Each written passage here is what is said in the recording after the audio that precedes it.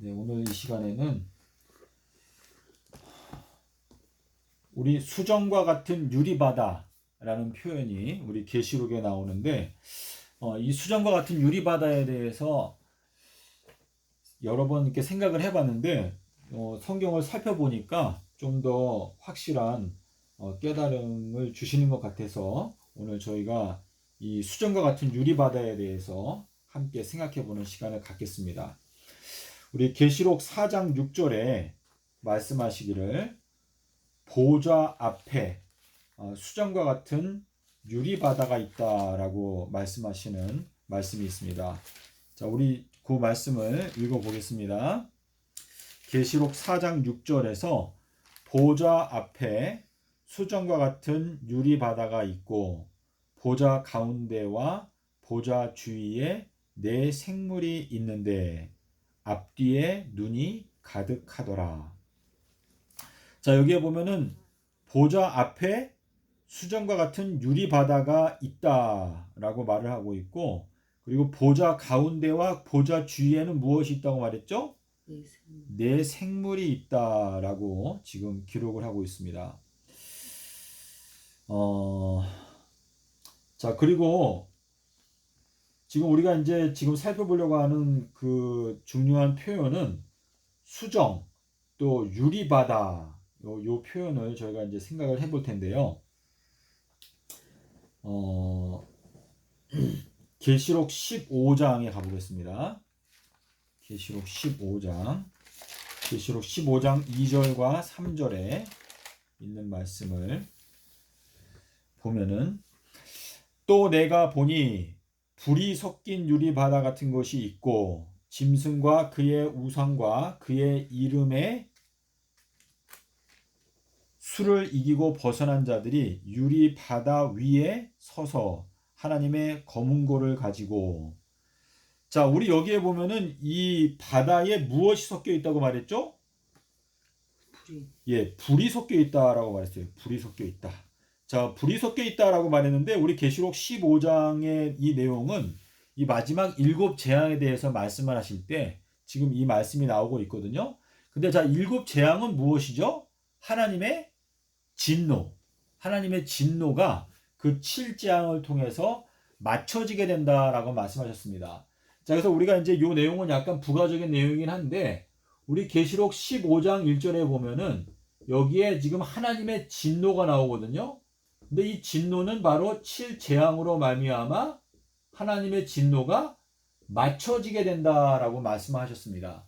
근데 여기에 이 진노라고 하는 이 표현은 우리가 다니엘서 8장 19절에 가면 이 가브리엘이 다니엘에게 2300 조석의 예언을 설명할 때 이 2300 조석의 이 예언의 말씀은 바로 하나님의 진노가 맞춰지게 되는 것에 대한 예언이다라고 말했습니다. 진노가 맞춰지게 되는 예언이다 라고 이렇게 말씀하셨습니다. 그래서 우리가 이 마지막 때 이 계시록 15장의 내용을 깨닫기 위해서는 어쩔 수 없이 다니엘서를 연구하지 아니하면 계시록을 우리가 올바로 깨달을 수가 없는데, 하나님께서는 계시록과 다니엘서를 연결해 놓으셨습니다. 그래서 7재앙으로 말미암아 하나님의 진노가 맞춰지는 것과 마찬가지로 다니엘서 8장에서는 설명하기를 2300 조석이라고 하는 이 예언은 하나님의 진노가 맞춰지게 되는 때를 중심으로 해서 성취가 된다라고 말씀하셨기 때문에 이 2300 조석의 예언은 7재앙이 끝나게 되는 시점과 연결되어져 있다라는 것을 저희가 알 수가 있습니다. 그래서 우리가 지금 이 현 기독교인들이 예수님의 재림이 가까움에 따라 계시록의 말씀을 상당히 많은 교파에서 연구를 하고 있는데, 우리 계시록에 보면은 7인으로 인봉되어져 있는 책이 나오죠. 이 내용도 역시 마찬가지로 다니엘서 안에 7번 인봉하라 라는 말씀이 있기 때문에 우리가 다니엘서에 있는 7인봉을 연구하지 아니하면 우리가 계시록의 내용을 올바로 깨달을 수가 없다라고 하는 뜻이 되겠습니다. 자, 우리 다니엘의 경우를 한번 생각해 보고 그리고 다니엘과 또 예수 그리스도를 우리가 비교해서 한번 설명을 해보겠습니다. 자, 다니엘이 사자굴에 들어갔을 때 어떻게 했죠? 그 굴을 어떻게 했죠? 뭘로 막았죠? 예, 돌을 굴려서 막고, 그리고 그 입구를 뭐 어떻게 했죠? 임봉하였어요. 자, 임봉해서 다니엘에 대해서 결정한 것을 어느 누구도 바꿀 수 없게 다니엘을 그 심판의 굴 속에다 던져놓고, 그리고 임봉을 하였습니다. 그런데 사자가 다니엘을 죽이지 않았고 다니엘을 오히려 보호해 주었어요.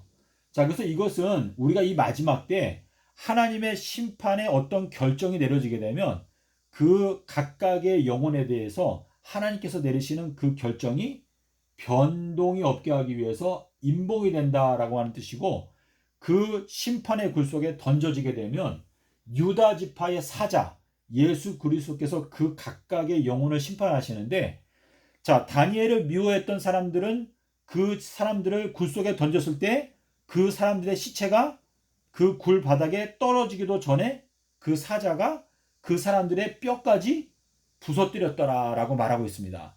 그래서 이 마지막 때에는 사자가 울부짖게 되는 때가 오는 것인데, 아모스 3장에 보면 뭐라고 말했죠? 주 여호와께서는 자기의 비밀을 그 종 선지자들에게 먼저 보여주시지 아니하고는 결단코 행하시는 일이 없는데, 사자가 울부짖은즉 어느 누가 두려워하지 않겠으며 여호와께서 말씀하신즉 어느 누가 예언하지 않겠느냐라고 말씀하셨는데, 지금 이 마지막 때에는 계시록 10장 1절에 보면은 뭐라고 말했죠? 하늘에서 한 힘센 천사가 내려오는데 펴놓여진 책, 결국 다니엘서를 말하는 것인데, 다니엘서의 펴놓여진 책을 갖고 내려오면서 그 천사가 어떻게 했죠? 사자가 울부짖는 것처럼 부르짖었다라고 말하고 있습니다. 그래서 이 사자의 울부짖음은 예수 그리스도의 울부짖음을 말하는 것이거든요. 그래서 예수님께서 울부짖을 때 이 지구에 있는 모든 사람들이 사실상 벌벌 떨게 된다. 하나님의 심판이 온다. 라고 하는 그러한 뜻인데, 자, 다니엘의 경우를 보면 다니엘이 굴 속에 들어가서 돌을 굴려서 임봉을 하고 사자의 심판을 통과하게 되었을 때, 그때에 하나님께서 다니엘에게 7 임봉에 해당되는 그 예언의 말씀을 다니엘서 8장, 9장, 12장에서 다니엘에게 이 7개의 임봉에 해당되는 예언의 말씀을 다니엘에게 주셨습니다.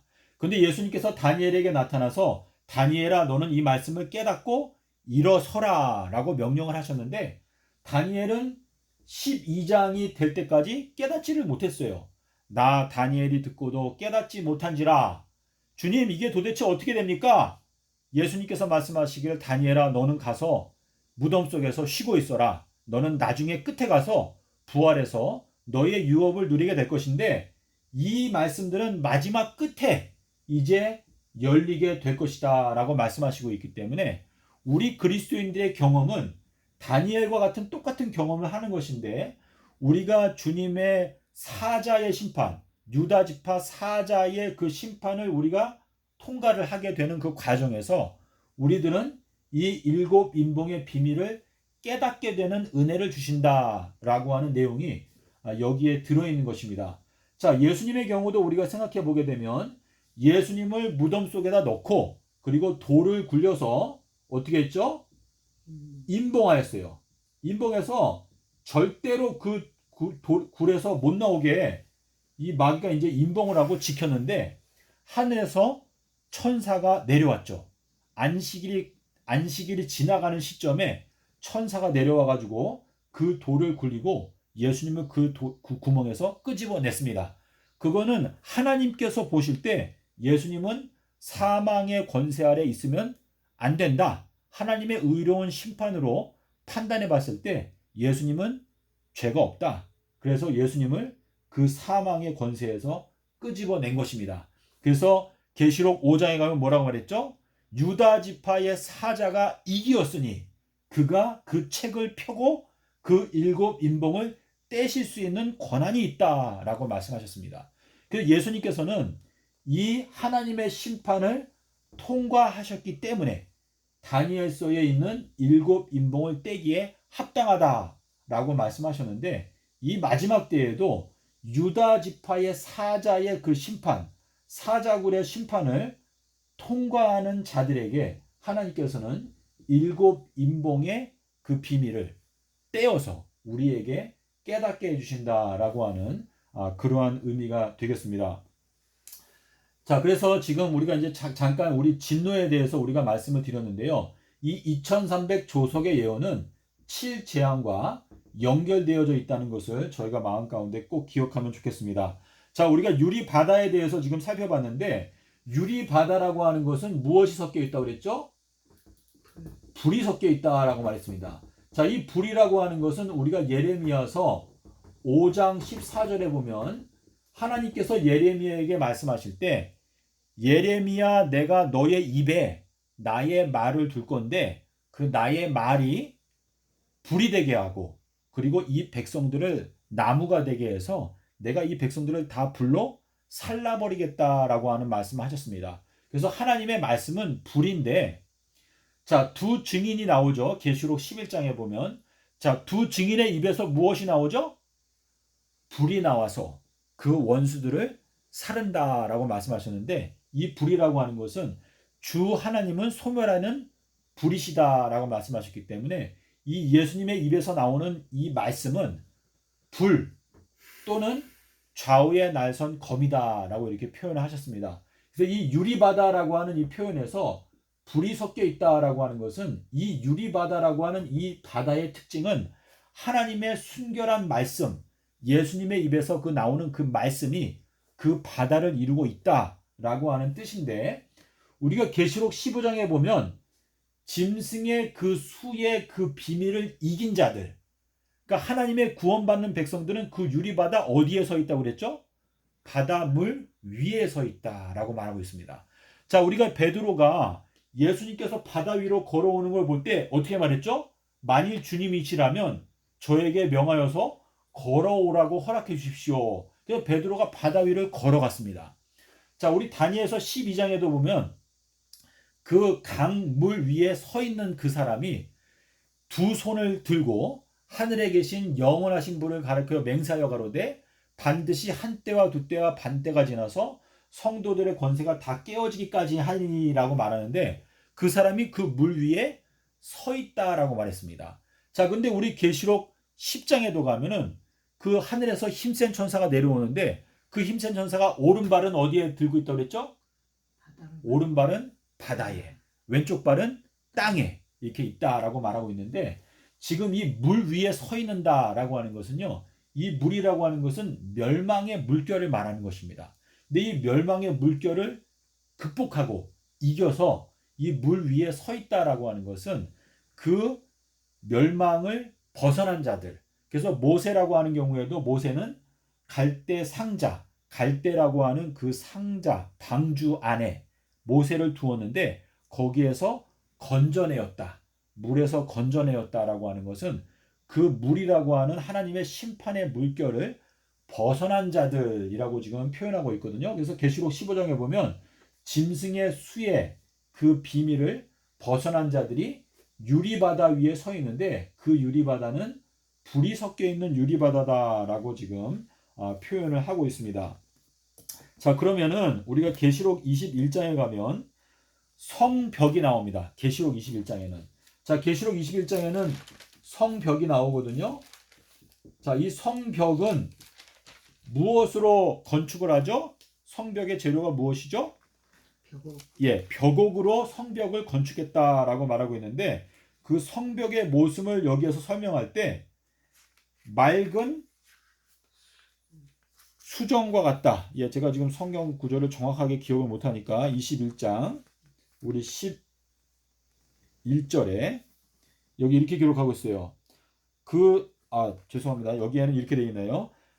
그 성의 빛이 지극히 귀한 보석 같고 그리고 수정같이 맑은 벽옥 같더라 라고 되어 있습니다. 그 여기에서는 벽옥을 설명할 때 벽옥의 앞에 뭐라고 붙어 있냐면 수정과 같이 맑은 벽옥이다. 이렇게 지금 표현을 하고 있습니다.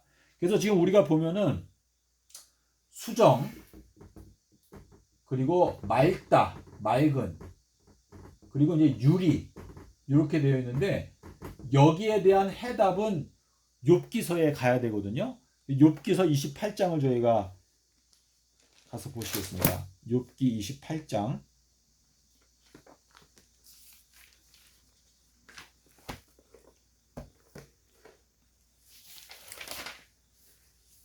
자, 우리 욥기 28장 12절부터 읽어보겠습니다. 그러나 지혜는 어디서 얻으며 명철의 곳은 어디인고 그 값을 사람이 알지 못하나니 사람 사는 땅에서는 찾을 수가 없구나. 깊은 물이 이르기를 내 속에 있지 아니하다 하며 바다가 이르기를 나와 함께 있지 아니하다 하느니라. 정금으로도 바꿀 수 없고 은을 달아도 그 값을 당치 못하리니 오빌의 금이나 귀한 수만호나 남보석으로도 그 값을 당치 못하겠고 황금이나 유리라도 비교할 수 없고 정금 장식으로도 바꿀 수 없으며 산호나 수정으로도 말할 수 없나니 지혜의 값은 진주보다 귀하구나. 자, 우리 여기에서 지금 이제 여러 가지 보석들이 많이 나오는데요. 지혜, 지금 12절에 보면 지혜는 어디에서 얻을 수 있고 명철은 어디에서 얻을 수 있는가라고 하는 이러한 단어가 나옵니다. 그래서 지혜하고 명철. 자, 지혜하고 명철 이 두 가지를 뭐 구분해서 설명할 수가 있을까요, 집사님? 지혜는 그냥 지혜라고 우리가 생각할 수가 있고, 자, 이 명철이라고 하는 단어는요, 요게 히브리어로 단어로 어떻게 되냐면 타부가 있고 그 다음에 벤이 있습니다. 벤. 자, 요 벤이라고 하는 건 깨닫는다라고 하는 뜻입니다. 깨닫는다. 요 타부라고 하는 거는 끝이라고 하는 뜻입니다. 끝. 그래서 지금 여기 이제 욥기서 28장에서 지혜라고 하는 것을 우리가 어디에서 얻을 수 있고 명철이라고 하는 것은 우리가 어디에서 얻을 수 있겠느냐? 바다 깊은 곳에서 바다가 말하기를 나한테는 명철과 지혜가 없다. 자, 아무 곳에서도 명철과 지혜를 찾을 수 없는데 이 명철과 지혜라고 하는 것은 어떠한 보석에 비교해도 그것과 가히 비교할 수 없는 만큼 값지다라고 이렇게 말씀하고 있거든요. 자, 근데 이 말씀이 우리가 잠언서 3장 15절과 18절에 가면 뭐라고 말했죠? 지혜라고 하는 것은 그 얻는 자에게 무엇이다? 생명나무다라고 말했습니다. 자, 이 생명은 뭐라고 그랬어요? 예수님께서 뭐라고 말했죠? 너희가 온 천하를 얻는다 할지라도 자기의 생명을 잃어버리게 되면 무엇이 유익하겠느냐? 그러니까 이 온 우주의 가치랑 비교해도 생명이라고 하는 것은 이 온 우주보다도 더 가치가 있다라고 말씀하시는데 잠언 3장에서 말씀하시기를 지혜를 얻는 자는 바로 생명나무를 얻는 것이다 라고 말했습니다. 자, 우리가 이 온 우주가 아무리 값지다고 해도 내가 생명이 없으면 아무 의미가 없는 것이죠. 그렇죠? 그래서 이 생명과의 주님께서 비교하신 것이 바로 지혜라고 말씀하셨는데 여기 잠언 3장 18절에서는 지혜라고 하는 것은 진주보다도 더 귀하다라고 이렇게 말씀하셨습니다. 자, 그런데 우리가 지금 방금 전에 읽은 내용에 보면 여기에 수정과 유리가 나옵니다. 수정과 유리가 나오는데 제가 이 내용을 원어 성경을 찾아보니까 수정이라고 하는 단어도 구약 성경에 딱 한 번 나오고 유리도 딱 한 번 나와요.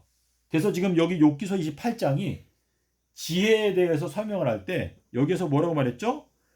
수정, 유리라도 비교할 수가 없고 수정과도 이 지혜의 값은 비교할 수가 없다라고 이렇게 말씀하시기 때문에 우리가 지금 계시록에 보면은요, 제가 지금 6군데를 찾았는데 생명수의 강은 어떻다고 말했죠? 수정과 같이 맑은 생명수의 강을 내게 보이니 라고 말했는데 이 생명수랑 같이 비교한 것이 바로 수정과 같이 맑다라고 말씀하셨는데 지금 우리 여기에서 욥기에서 보니까 이 수정이라고 하는 것은 지혜와 함께 비교를 하면서 말씀하셨기 때문에 지금 이 생명수의 강도 역시 지혜라고 하는 곳에서 나오는 것이 바로 생명수의 강이다라는 것을 저희가 알 수가 있습니다. 자, 그리고 이제 아까 말씀드린 대로 계시록 21장 21절에 가면 또 여기에 뭐가 나오냐면 이 새 예루살렘의 성의 길은 맑은 유리와 같은 정금이다라고 말했습니다. 여기에서 보면은 맑다, 또 유리와 같다, 또 정금이다 이렇게 말했는데, 자, 정금이라고 하는 것은 우리가 라오디게아 교회에 보내는 권면을 보면은 뭐라고 말했죠? 너가 지금 벌거벗고 눈도 멀었고 온몸이 병들었는데 어떻게 하라고 말했죠? 너는 불로 연단한 금을 어떻게 하라고 했어요? 나에게서 사라 라고 말했어요. 그래서 이 금이라고 하는 이 정금은 무엇으로 연단해야 나오죠?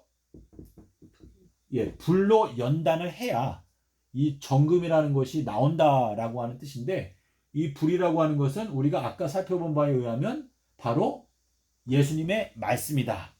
자, 불로 연단했다. 자, 예수님의 발은 무엇으로 연단했다고 그랬죠? 발은 예, 풀무불에, 예, 풀무불에 연단한 빛나는 주석과 같다라고 이렇게 표현하고 있거든요. 그래서 지금 이 연단이라고 하는 것은 풀무불 또는 불 이렇게 표현하고 있는데, 주님께서 이 마지막 때 우리들도 역시 연단을 하신다라고 말했는데, 주님께서 우리들을 연단하시는 기간으로 몇 년을 딱 정하셨죠? 예, 7년의 기간을 정하셨습니다.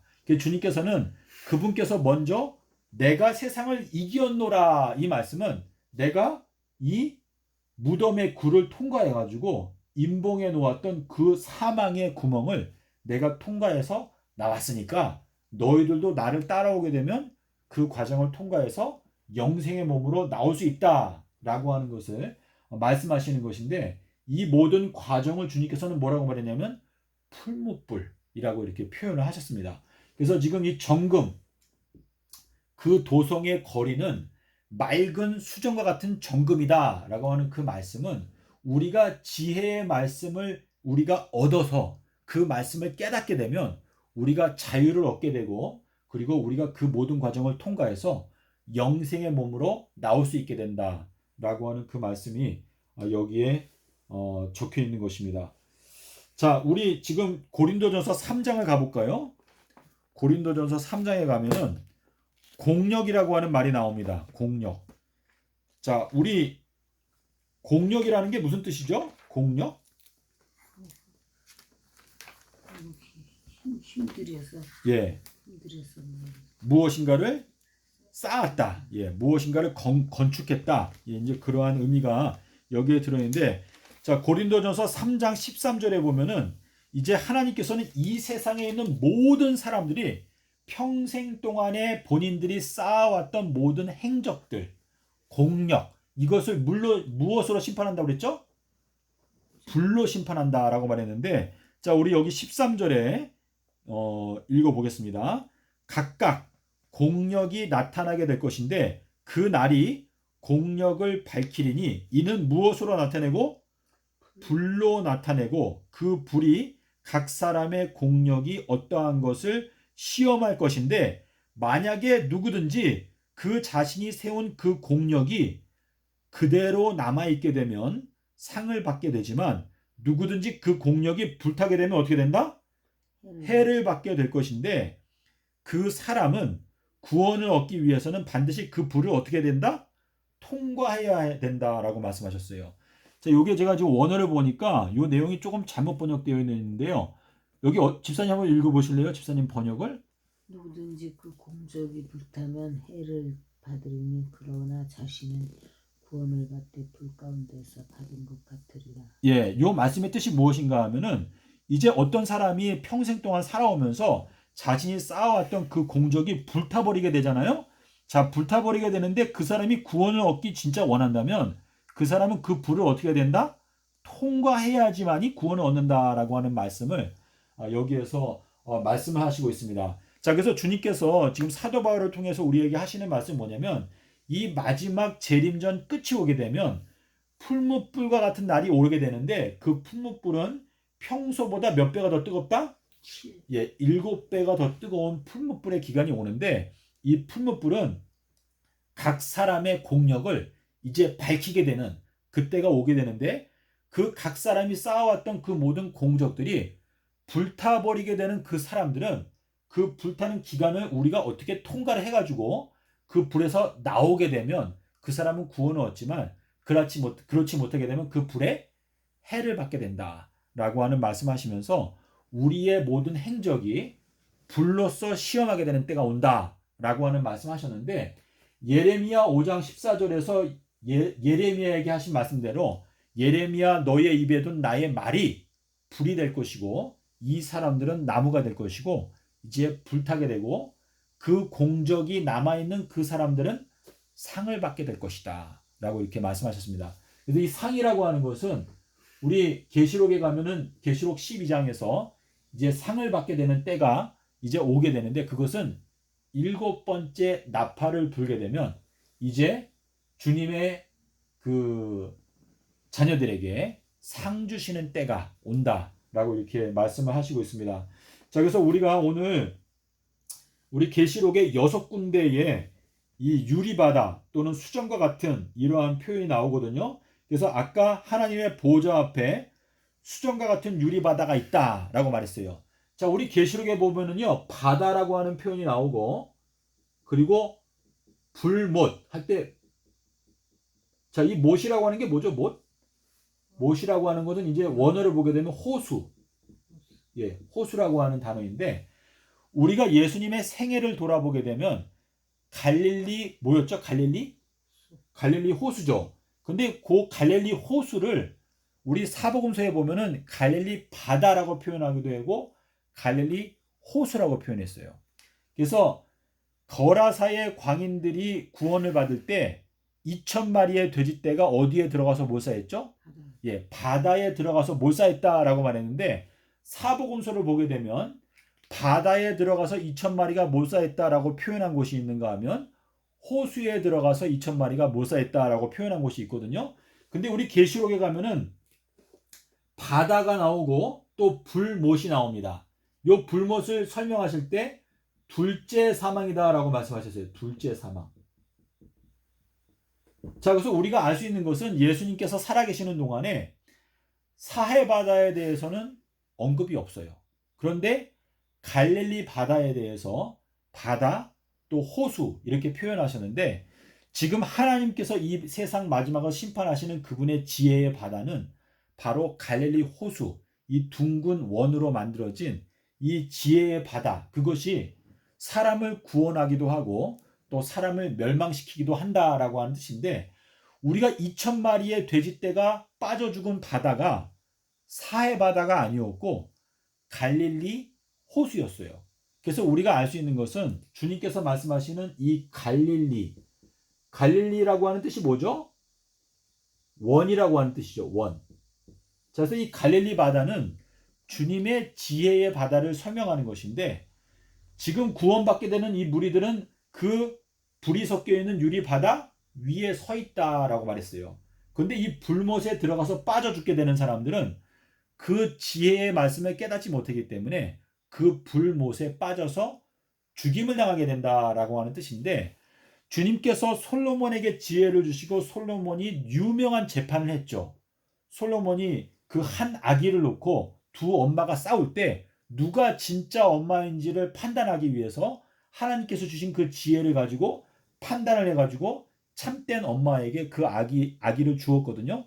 근데 예수님께서는 나는 솔로몬보다 더 지혜롭다라고 하는 말씀을 하실 때 요나의 표적을 말씀하신 것은, 이 요나의 표적은 하나님께서 예수님께서 주셔서 이 세상을 심판하시는 하나님의 지혜가 그 요나의 표적 속에 들어있기 때문에 이 요나의 표적이 결국은 바로 불이 섞여 있는 유리바다의 그 재료다. 그러니까 이 불이 섞여 있는 이 유리바다는 예수님의 지혜의 말씀으로 말미암아 이 세상을 심판하시는 하나님의 그 심판의 바다다라고 하는 뜻인데, 이 계시록에만 나타나고 있는 수정과 같은 유리바다, 또 불이 섞여 있는 유리바다, 또 벽옥과 같이 맑은 수정, 이 벽옥이라고 하는 것도 베드로의 돌이죠. 그리고 바요나 시몬의 돌이기 때문에 지금 우리가 이 계시록에 나타나 있는 수정과 같은 유리바다, 이것은 예수 그리스도의 지혜가 섞여 있는, 불이 섞여 있는 바다라고 하는 뜻이고, 결국은 이 불못이 바로 불이 섞여 있는 유리바다를 일컫는 것이다 라고 하는 것을 저희가 생각하게 되는 것입니다. 그래서 구원 얻게 되는 사람들은 불이 섞여 있는 유리바다 위에 서 있지만 그렇지 아니한 사람들은 그 7재앙을 통해서 다 형벌을 받게 되면서 하나님의 진노를 받게 되면서 멸망을 당하게 된다라고 하는 그러한 의미가 되겠습니다. 네, 그래서 오늘 저희가 지금 어느 정도 다 우리가 살펴봤는데요. 주님께서 이 마지막 때 저희들에게 이 7재앙에서 우리가 그 재앙을 받지 않기 위해서는 어떻게 하라고 말했죠? 너희가 바벨론에서 나와서 따로 있고 그들의 죄에 참여하지 말고 그들이 받으려고 하는 재앙을 받지 말아라 라고 말씀하셨습니다. 주님께서는 섞여 있지 아니하는 어린 양의 진노의 포도주를 말씀하셨는데 섞여 있지 않다라고 하는 그 단어가 바로 순결이라고 하는 단어거든요.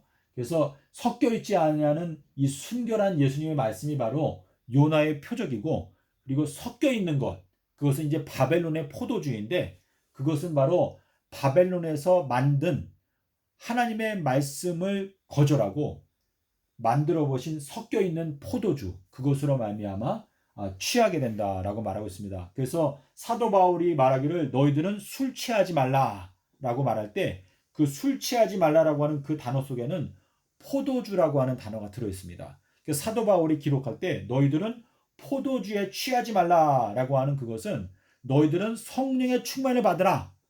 너희가 포도주라고 하는 그 거짓된 바벨론의 포도주에 취하지 말고 오직 성령의 충만함을 받으라라고 하는 그 말씀은 이 바벨론이 만들어 놓은 거짓된 포도주에 취하지 말고 성령의 말씀을 통해서 너희가 진리 위에 똑바로 서야 한다라고 하는 말씀을 하시는 것입니다. 그래서 이 마지막 때에는 이 불이 섞여 있는 유리바다 위를 걸어 다니거나 아니면 그 불못에 빠져 죽거나 둘 중에 하나인데 그 둘을 갈라내게 되는 그 하나님의 심판의 말씀은 바로 우리가 말한 대로 지혜, 이 지혜라고 하는 것은 수정으로도 비교할 수 없고 유리로도 비교할 수 없을 만큼 값지다라고 말씀하셨기 때문에 주님께서 저희들에게 이 마지막 때 우리에게 베풀어 주시는 생명나무 또 생명수의 강은 바로 예수님의 말씀을 통해서 우리에게 주시는 성령의 은혜다라고 하는 것을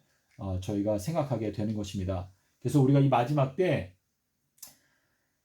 아담과 하와가 범죄함으로 말미암아 생명나무로 가는 그 길이 막혀 있었죠. 하지만 주님께서 우리들의 눈을 열어서 돌을 굴려내서 우리들에게 진리의 말씀을 깨닫게 하심으로 우리가 생명나무로 가는 길을 발견하게 하시는데 그것이 바로 요나의 표적 속에 들어있다는 것을 생각하게 되면 저희가 요나의 표적이 얼마나 중요한 말씀이고 영생의 말씀인지를 다시 한번 깨닫게 되었습니다. 부디 여러분께서 이 말씀을 생각하심으로 요나의 표적이 여러분의 마음을 환하게 비추어서 앞으로 가는 길을 깨닫게 되어서 승리하게 되는 여러분과 저가 되었으면 좋겠습니다.